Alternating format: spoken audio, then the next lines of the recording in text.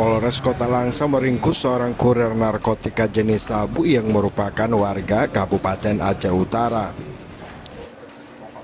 Polisi menyita barang bukti sabu 1 kilogram lebih.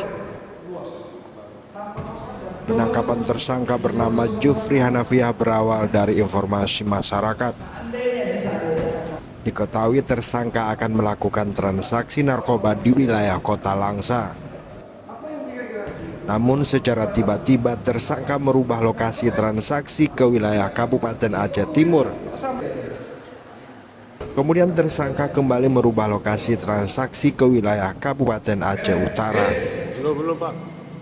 Namun dalam proses penggerebekan di Desa Ule Gampung, Kecamatan Samtali Rabayu, dua tersangka berhasil melarikan diri.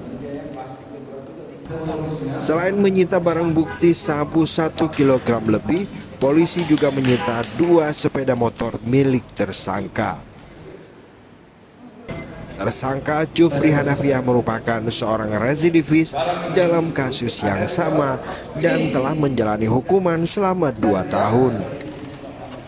Ini barang nih, nah ini dia. Dengarkan itu barang. Ini apa nih ya? Sini lah. Operasi ya? Kontraktor kayak apa? Nggak tahu nih, apa nih? Tunggu kita selidiki ya, oke? Jadi penyelidikan di Langsa karena bergerak-gerak terus dengan gigi mereka sampailah ke Aceh Utara. Barang putih 1029 gram.